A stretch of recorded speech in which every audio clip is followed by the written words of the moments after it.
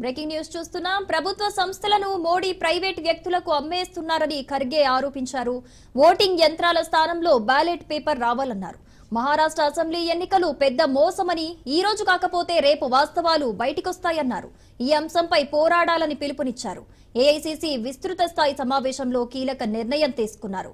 కాంగ్రెస్ జిల్లా అధ్యక్షులకు పవర్స్ ఇచ్చారు. అభ్యర్థుల ఎంపికలోనూ డీసీసీ అధ్యక్షులదే నిర్ణయమని, ఇది ఏఐసీసీ నిర్ణయంగా ఖర్గే ప్రకటించారు.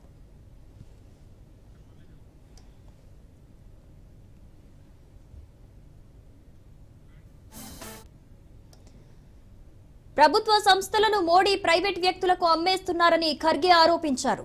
ఓటింగ్ యంత్రాల స్థానంలో బ్యాలెట్ పేపర్ రావాలన్నారు. మహారాష్ట్ర అసెంబ్లీ ఎన్నికలు పెద్ద మోసమని, ఈ రోజు కాకపోతే రేపు వాస్తవాలు బయటికొస్తాయన్నారు. ఈ అంశంపై పోరాడాలని పిలుపునిచ్చారు. ఏఐసీసీ విస్తృత స్థాయి సమావేశంలో కీలక నిర్ణయం తీసుకున్నారు. కాంగ్రెస్ జిల్లా అధ్యక్షులకు పవర్స్ ఇచ్చారు. అభ్యర్థుల ఎంపికలోనూ డీసీసీ అధ్యక్షులదే నిర్ణయమని, ఇది ఏఐసీసీ నిర్ణయంగా ఖర్గే ప్రకటించారు.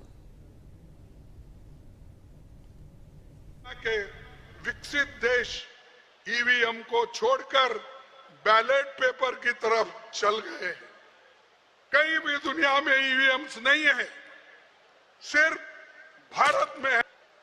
इसीलिए विकसित देश भी बैलेट पेपर में, लेकिन हम ईवीएम पे चल रहे हैं। ये सब फ्रॉड है, मैं ये कहूंगा, लेकिन वो लोग प्रूव करो। अरे आपने ऐसे टेक्निक बना लिए हैं कि जिससे आपको फायदा हो, अपोजिशन पार्टी को नुकसान हो, ऐसे टेक्नोलॉजी बनाकर अगर हमको हराना चाहते हैं तो आज नहीं कल इस देश के नौजवान उठेंगे और आपको हाथ पकड़ के ये कहेंगे हमको बैलेट पेपर होना चाहिए, ईवीएम नको। साथ में ये भी कहना, जो लोग पार्टी में काम हाथ नहीं बटाते, मैं ये महत्व का मुद्दा रखूंगा, जो लोग पार्टी के काम में हाथ नहीं बटाते उन्हें आराम करने की आवश्यकता है। जिम्मेवारी नहीं निभाते उन्हें रिटायर होना चाहिए। और हमने और राहुल जी ने प्रोसेस किया, इनपुट लिया। हम भविष्य में कैंडिडेट सिलेक्शन के प्रोसेस में जिला अध्यक्षों को इन्वॉल्व करने वाले हैं।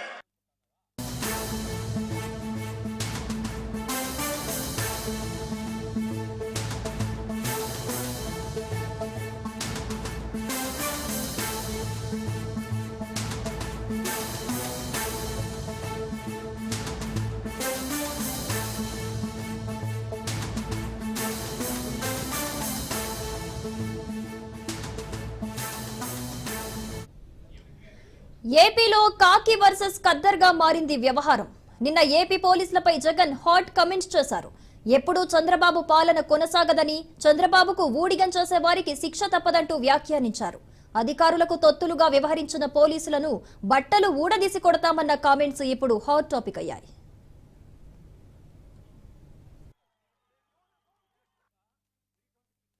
ఇదే పోలీసులకు చెప్తా ఉన్నా, ఎవరైతే పోలీసులు చంద్రబాబు నాయుడు గారి మెప్పు కోసం ఎవరైతే టోపీ మీద ఉన్న సింహాలకు సెల్యూట్ చేయకుండా చంద్రబాబు నాయుడు గారికి వాచ్మెన్ల కింద పనిచేస్తా ఉన్నా ఆ ప్రతి పోలీస్ అధికారికి చెప్తా ఉన్నా, ఎల్లకాలం చంద్రబాబు నాయుడు గారి పరిపాలన సాగదు.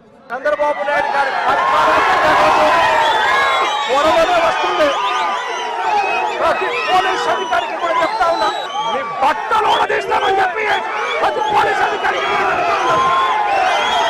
యూనిఫామ్ తీస్తాం, చట్టం నిలబెడతాం, దోషులుగా మిమ్మల్ని నిలబెట్టి మీ యూనిఫామ్ తీయించి మీకు ఉద్యోగాలు లేకుండా చేస్తామని కూడా ఈ సందర్భంగా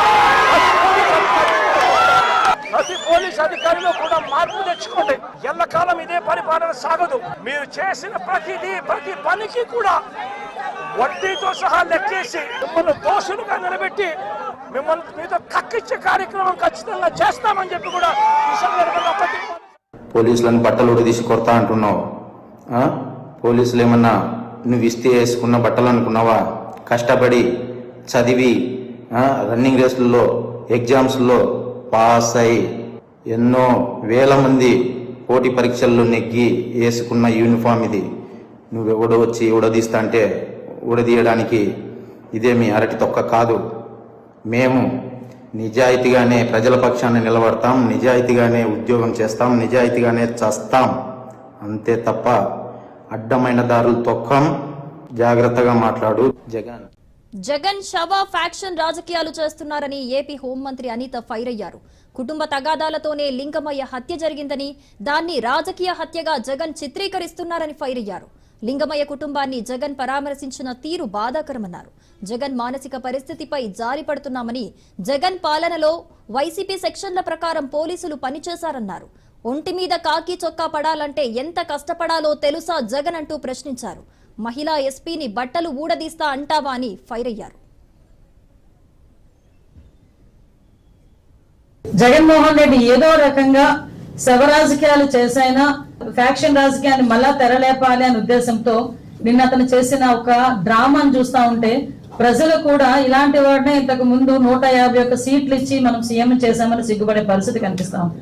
ఎందుకని చెప్తున్నానంటే ఒక కుటుంబ కలహాల నేపథ్యంలో జరిగిన ఒక హత్య, బాధిత కుటుంబాన్ని పరామర్శించాల్సిన తీరు చూస్తే నిజంగా చాలా బాధ అనిపించే పరిస్థితి. అదేవిధంగా అతను నైజం కూడా బయటపడిన పరిస్థితి మనందరికీ కనిపిస్తుంది. ఐపీసీ సెక్షన్ ప్రకారం అన్నది కాకుండా వైసీపీ సెక్షన్ ప్రకారం అని చెప్పి పోలీసుల చేత కూడా పనిచేయించి పోలీసు వ్యవస్థని కూడా నిర్వీర్యం చేసేసి ఈ రోజు అదే పోలీసు వ్యవస్థ మీద విరుచుకుపడే పరిస్థితి చూస్తా ఉంటే జగన్మోహన్ రెడ్డి మానసిక పరిస్థితి కూడా మేము జాలిపడాల్సిన సందర్భం. కాకి చొక్కా నేను ఓడదీస్తాడట, అది కూడా ఒక ఎక్స్ సీఎం మాట్లాడే భాష. ఏమిటో నాకు ఒక అర్థం కావట్లే. అందులో ఆడవాళ్ళు ఉన్నారు, అనంతపురం ఎస్పీ ఒక లేడీ, అనంతపురం డిఐజీ ఒక లేడీ, అక్కడ చాలా మంది లేడీ పోలీస్ కానిస్టేబుల్స్ ఉన్నారు, లేడీ ఎస్ఐస్ ఉన్నారు. అలాంటి వాళ్ళ గురించి బట్టలు ఉడదీస్తాం అలాగే ఇలాగా మాట్లాడుతా ఉంటే సిగ్గనిపించట్లేదా? సంస్కారమేనా అది? జగన్ శవ ఫ్యాక్షన్ రాజకీయాలు చేస్తున్నారని ఏపీ హోంమంత్రి అనిత ఫైర్ అయ్యారు. కుటుంబ తగాదాలతోనే లింగమయ్య హత్య జరిగిందని, దాన్ని రాజకీయ హత్యగా జగన్ చిత్రీకరిస్తున్నారని ఫైర్ అయ్యారు. రైట్, ఇదే అంశానికి సంబంధించిన మరింత సమాచారం క్రాంతి అందిస్తారు. క్రాంతి, చూస్తున్నాం జగన్ మాట్లాడిన మాటలు తీవ్ర దుమారాన్ని రేపుతున్నాయి. మరి అప్డేట్స్ ఎలా ఉన్నాయి? జగన్ ప్రతిపక్ష నేత అయినప్పటి నుంచి కూడా అనేక మార్లు అటు పోలీసుల పైన కొన్ని కీలకమైన వ్యాఖ్యలు చేయడం జరిగింది. అయితే దానికి సంబంధించి నిన్న ఏదైతే రాప్తాడ్లో పర్యటన చేపించారో ఓదార్పు సంబంధించిన పర్యటనలో కొన్ని పోలీసుల పైన అనుచిత వ్యాఖ్యలు చేశారంటూ పోలీసులకు సంబంధించిన సంఘాల నేతలందరూ కూడా ఆ వ్యాఖ్యల్ని ఖండిస్తున్న పరిస్థితి అయితే ఉంది. అయితే పోలీసుల ప్రవర్తన తీరు బాగోలేదు, ప్రభుత్వానికి తొత్తుల్లాగా పోలీసులు పనిచేస్తున్నారు, రాబోయే రోజుల్లో ఖచ్చితంగా పోలీసుల బట్టలు ఒప్పదీసి నడి రోడ్డు మీద నుంచోబెడతాము, చట్టం ముందు అందరూ ఒకటే అంటూ కూడా కొన్ని వ్యాఖ్యలు జగన్ చేయడం జరిగింది, మాజీ సీఎం. అయితే ఈ రకంగా ఈ వ్యాఖ్యల పట్ల ఇప్పటికే పోలీసు వర్గాల్లో అదేవిధంగా పోలీసు సంఘాలకి సంబంధించిన అందరూ కూడా ఈ వ్యాఖ్యలు ఖండిస్తున్న పరిస్థితి అయితే ఉంది. మరోపక్క కూటమికి సంబంధించిన నేతలు కూడా పూర్తి స్థాయిలో ఈ వ్యాఖ్యల పట్ల తీవ్రమైన వ్యతిరేకత వస్తున్న పరిస్థితి అయితే ఉంది. ఇప్పటికే గతంలో అదే రకమైన వ్యాఖ్యలు ప్రవర్తన వల్ల ప్రస్తుతం జగన్ 11 సీట్లకు పరిమితమయ్యారు. కాబట్టి ఇప్పటికైనా సరే జగన్ మారాలి అంటూ కూడా కూటమి నేతలు హితవు పలుకుతున్న పరిస్థితి అయితే ఉంది. గతంలో వైసీపీ ప్రభుత్వ హయాంలో పోలీసులు ఐపీసీ సెక్షన్ ప్రకారం కాకుండా వైసీపీ సెక్షన్ ప్రకారం పనిచేశారు. దానికి సంబంధించి దాదాపు అటు టీడీపీ కూటమికి సంబంధించిన నేతలు దాదాపు 2800 మంది పైనే చనిపోయారంటూ కూడా అటు హోమ్ మినిస్టర్ స్పష్టం చేసిన పరిస్థితి అయితే ఉంది. అయితే నిన్న జరిగిన అక్కడ తోపులాటకి సంబంధించి ఇదంతా ప్రీ ప్లాన్డ్ గా జరిగింది. దానిలో కొంత భావోద్వేగాలు రెచ్చగొట్టే మెసేజ్లు కూడా సర్క్యులేట్ అవడం జరిగింది. కాబట్టి దీనిపైన దర్యాప్తు కూడా కొనసాగిస్తున్నామంటూ ఇప్పటికే హోమ్ మినిస్టర్ స్పష్టం చేసింది. అయితే 12:45కి జగన్ రోడ్డు ద్వారా వెళ్లేందుకు కన్ఫర్మేషన్ వస్తే ఆ తర్వాత హెలికాప్టర్ వెళ్ళిపోయింది. అంటే ఎందుకు వెళ్ళిపోయింది అనే దానికి సంబంధించి హెలికాప్టర్ వెళ్ళిపోయిన దానికి సంబంధించి కూడా దర్యాప్తు కొనసాగిస్తామంటూ ఇప్పటికే హోమ్ మినిస్టర్ స్పష్టం చేసిన పరిస్థితి ఉంది. ఇక ఇప్పటికే వైసీపీ నేతలు నిన్న ఏదైతే జగన్ సంబంధించి హెలికాప్టర్ షీల్డ్ విండో షీల్డ్ సంబంధించి ఏదైతే అద్దం ధ్వంసమైందని భావిస్తున్నారో దానికి సంబంధించి పూర్తి స్థాయిలో అక్కడ సెక్యూరిటీ వైఫల్యం, జగన్ సెక్యూరిటీ విషయంలో కూటమి ప్రభుత్వం ఖచ్చితంగా నిర్లక్ష్యంగా వ్యవహరిస్తుంది. కాబట్టి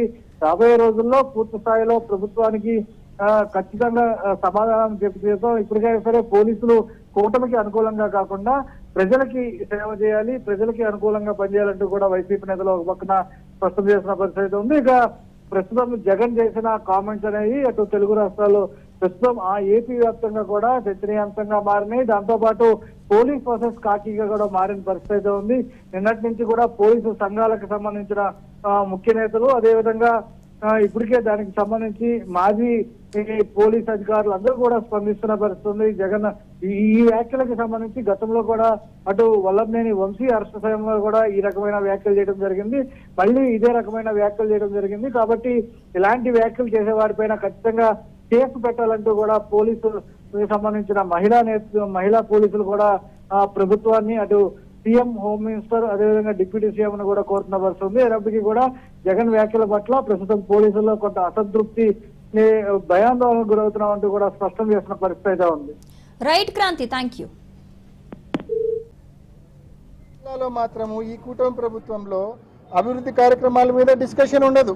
కేవలం డిడిఆర్సీలో పలానోళ్ళ బిల్డింగ్ కట్టాలా, పలానోళ్ళ వాటర్ ప్లాంట్ కొట్టాలా, పలానోళ్ళని అరెస్ట్ చేయాలా అని చెప్పి నిర్ణయాలు తీసుకుంటారు. మళ్ళా నెక్స్ట్ డిడిఆర్సీ మీటింగ్ లో యాక్షన్ టేకెన్, కలెక్టర్, ఎస్పీ ఏం యాక్షన్ తీసుకున్నారు మీరు అని చెప్పి మళ్ళీ అజెండాలో ఫస్ట్ ఐటమ్ కొట్టినారా లేదా, పలానోళ్ళ బిల్డింగ్, పలానోళ్ళ వాటర్ ప్లాంట్ కొట్టినారా లేదా, పలానోళ్ళ ఆఫీస్ కొట్టినారా లేదా.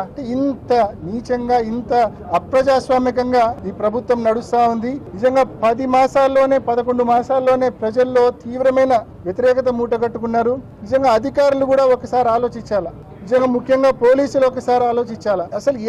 అసలు మనసు ఎట్లా వస్తా ఉంది మీకు, ఇంత అన్యాయమైన కేసులు పెట్టి అరెస్టులు చేయడానికి మనసు ఎట్లా వస్తా ఉంది మీకు జీతాలు ఇచ్చేది ప్రజలు కట్టే పన్నుల ద్వారానా, లేకుంటే తెలుగుదేశం పార్టీ కార్యకర్తలు, తెలుగుదేశం పార్టీ ఆఫీసు మీకు జీతాలు ఇస్తా ఉందా? ఒక్కసారి ప్రతి పోలీస్ అధికారి కూడా ఆలోచన చేయాల్సిన అవసరం.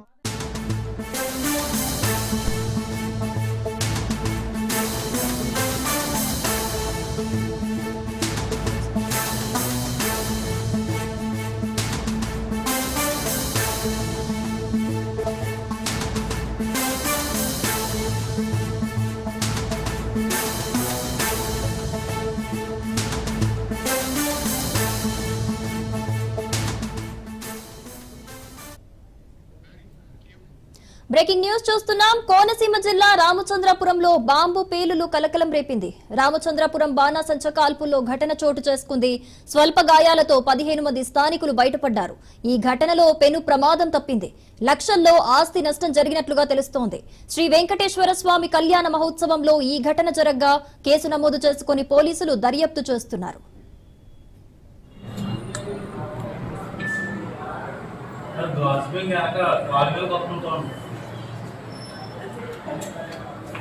అలా ఉండాలి.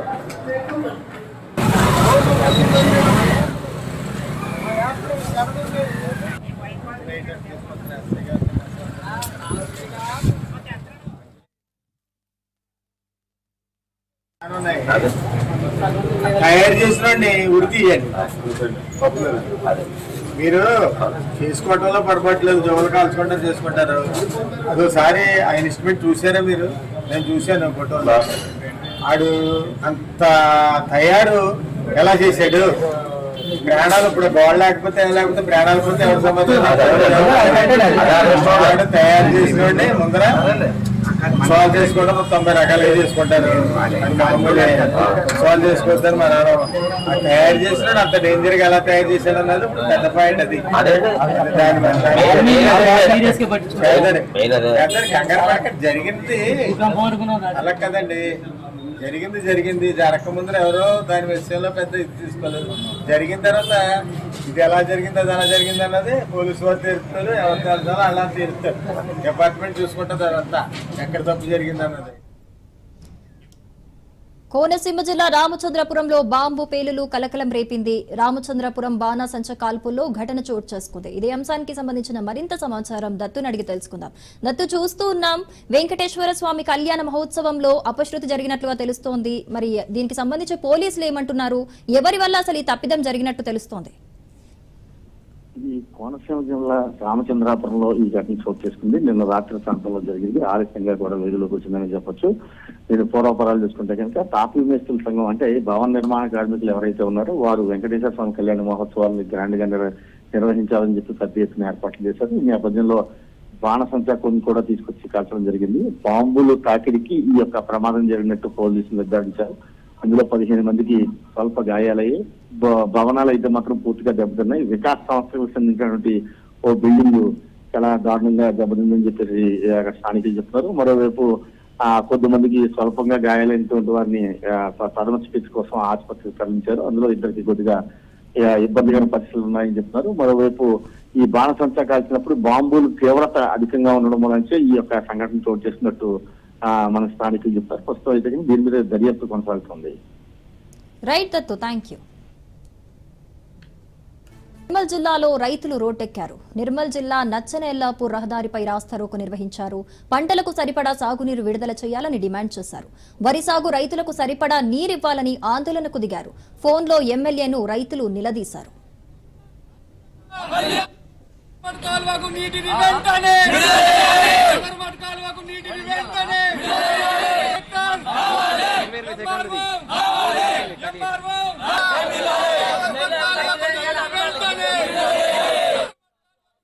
నిర్మల్ జిల్లాలో రైతులు రోడ్డెక్కారు. నిర్మల్ జిల్లా నచ్చనేల్లాపూర్ రహదారిపై రాస్తారోకో నిర్వహించారు. పంటలకు సరిపడా సాగునీరు విడుదల చేయాలని డిమాండ్ చేశారు. వరి సాగు రైతులకు సరిపడా నీరివ్వాలని ఆందోళనకు దిగారు. ఫోన్లో ఎమ్మెల్యేను రైతులు నిలదీశారు.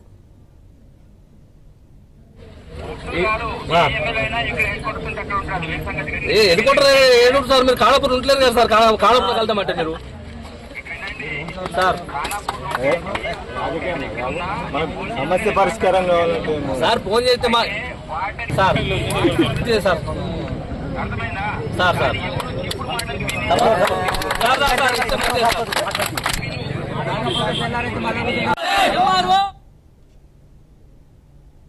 ఏసంగి పంట వేయక ముందు ఇక్కడ దాదాపు సుమారు సదర్మాట్ ఆయకట్టు కింద 13,000 ఎకరాల వరి సాగు చేస్తున్నారు. దీని కింద ఎల్లాపూర్, కొత్తపేట్, బావాపూర్, లింగాపూర్, ఎలగడప, మాసాయిపేట్, చిన్నబెల్లాల్, పెద్దబెల్లాల్ గల రైతుల 13,000 ఎకరాల భూములున్నాయి. ఆ రోజు ఏసంగి పంట వేయాలనా వద్దా అనే అయోమయంలో ఉన్న రైతులను జనవరి 2వ తారీఖున మేము చివరి పంట వరకు, చివరి దశ వరకు నీరిచ్చి రైతులను ఆదుకుంటామని ప్రకటన చేస్తే ఆ రోజు కుటుంబ సభ్యుల మీద ఉన్న బంగారం కుదబెట్టి రైతులు పెట్టుబడి పెట్టి పంటలు సాగు చేసిండ్రు. ఈ రోజు చివరి పంట అయిపోయింది. మేము ఏప్రిల్ 9వ తారీఖున ఈ రోజు కాలువ మూసేస్తాం. ఇప్పటి నుంచి మీకు 7 వారాల వారబంది అయిపోయింది. ఇక మీకు నీళ్లు రావు అని వారం రోజుల నుండి ప్రకటనలు చేస్తున్నారు. ఇది ఎందుకంటే రైతులకు ఈ ఉరితాళ్లు వచ్చే రోజులు వచ్చినాయని చెప్పి ఈ సందర్భంగా తెలియజేసుకుంటున్నా. ఎందుకంటే వరి దశ చివరి దశలో ఉంది, పొట్ట దశలో ఉన్నది కాబట్టి ఈ నెల చివరి వరకు మే 10వ తారీఖు వరకు నీళ్లు ఇచ్చి రైతులను ఆదుకోకపోతే ఒక్కొక్కని అంతు చూస్తామని ఈ సందర్భంగా తెలియజేస్తున్నా.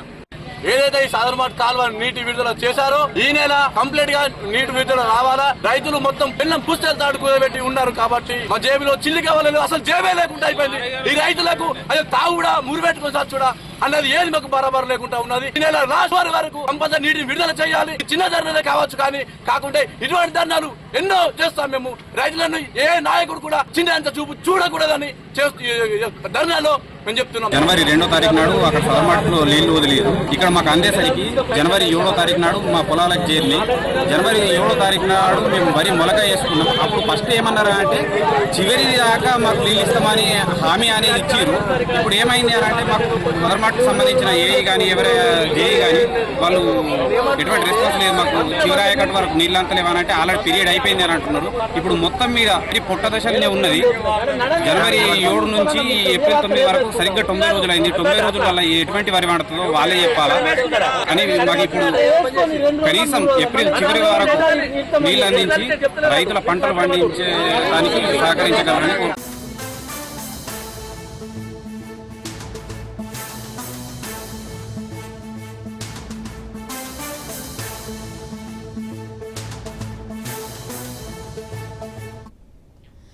ద్రవ్య పరపతి విధాన సమీక్ష నిర్ణయాలను ఇవాళ ఆర్బీఐ గవర్నర్ సంజయ్ మల్హోత్రా వెల్లడించారు.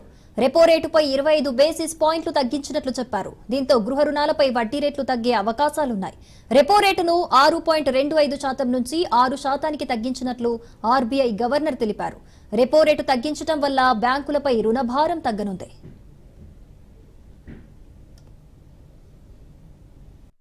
And now I come to the decisions of the Monetary Policy Committee. After a detailed assessment of the evolving macroeconomic and financial conditions and outlook, the MPC voted unanimously to reduce the policy repo rate by 25 basis points to 6% with immediate effect. I repeat, the MPC voted unanimously to reduce the policy repo rate by 25 basis points to 6% with immediate effect.